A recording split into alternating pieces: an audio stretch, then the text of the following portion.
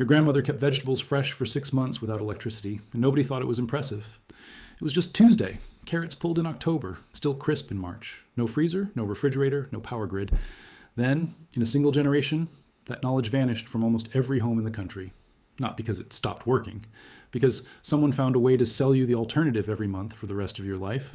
Look at your refrigerator right now. It is the most expensive appliance you own to run, and it never stops. The moment the grid fails, everything inside it becomes a countdown to spoilage. Your grandmother had no such countdown. She had a hole in the ground. It kept working through every blackout, every storm, every winter, for as long as she lived. This is the survival research. If you have not yet subscribed, hit subscribe and the bell. This is where we dig up what the modern food industry buried.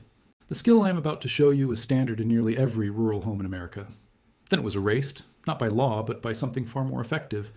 Let me explain what happened, because the mechanism matters.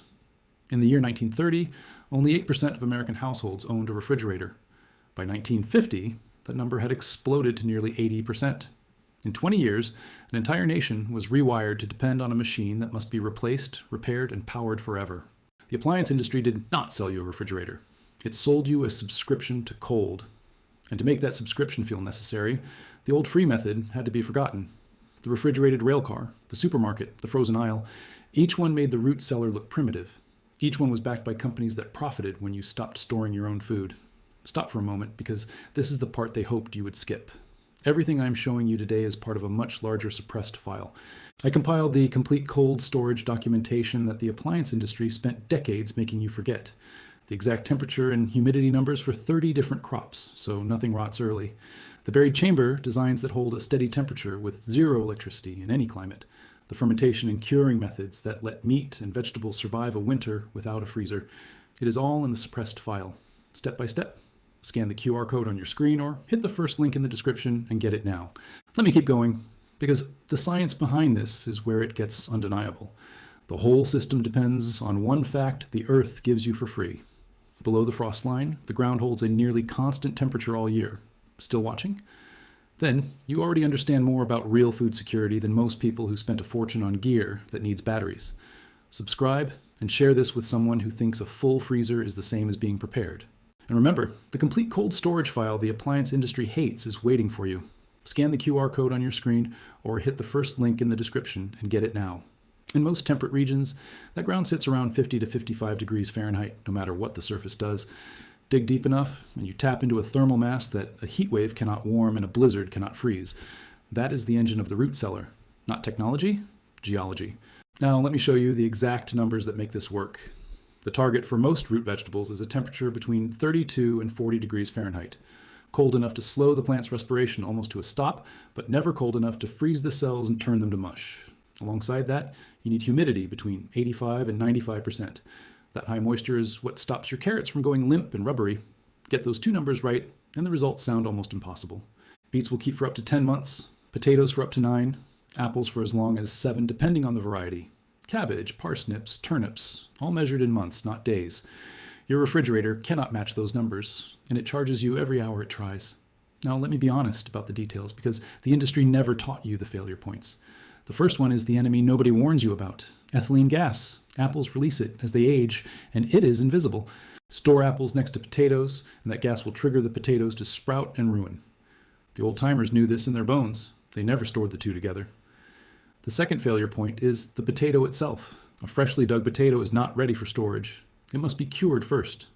10 to 14 days in a warm, humid spot toughens the skin and heals the small cuts from harvest. Skip that step, and rot walks straight through the wounds. The third is the one bad apple, and it is literal, not a metaphor. A single rotting vegetable releases spores and gas that spread down an entire bin, which is why the old method was to check the stores by hand every week and pull anything soft immediately. This is knowledge that lived in the body of every rural grandparent, and it died with them on purpose because a family that stores its own food buys less from the shelf. Now let me show you the structure itself, because you do not need acres of land. The classic design is dug into the north side of a hill, away from the sun. Earth on all sides, a ventilated door, and a single pipe to let cold night air sink in and warm air escape. No moving parts, nothing to break, nothing to plug in. But here is what matters if you do not have a hillside. An unheated corner of a basement can be partitioned into the same thing. A buried barrel, an insulated bulkhead, even a hole packed with straw and root vegetables layered in damp sand. The principle never changes. Steady cold, high humidity, constant airflow, total darkness. Darkness matters more than people think. Light exposure turns a potato green and produces solanine, which is mildly toxic. So the cellar stays dark, the food stays safe, and the system runs on nothing but the ground beneath your feet. Let me connect this to the bigger picture, because the root cellar is only one piece. Every method in the suppressed file follows the same pattern. A problem the food industry now charges you to solve every month. An old solution that costs almost nothing and lasts a lifetime. And a reason it was quietly buried, because there is no profit in teaching you independence. The cellar stores the harvest. Fermentation preserves what the cellar cannot. Curing and smoking carry your protein through the cold months. Together, they are the same system that fed entire regions through winters far harder than anything you will face. Here is the honest limitation, because I will never sell you a fantasy. A root cellar will not work everywhere.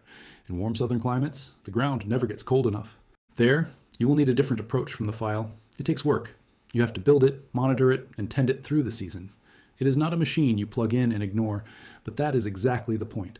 The refrigerator asks nothing of you except money, forever, and total dependence on a grid you do not control. The cellar asks for effort once, and then it serves you for decades. The 3 analyses I could not fit in this video are pinned in the comments. The full temperature and humidity chart, the chamber designs, and the winter meat preservation methods. So here's the choice, and it is simpler than they want you to believe. You can keep renting cold from a machine that dies the moment the power does, or you can learn the system your grandparents used, the one that never needed permission from a grid or a store. The knowledge did not disappear because it failed. It disappeared because someone profited from your forgetting.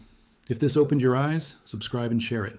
Every share puts a tool back in the hands of a family that was taught to depend instead of prepare. The next file we open is heavier still. What your grandparents knew, what they never got the chance to pass down. Now you have it.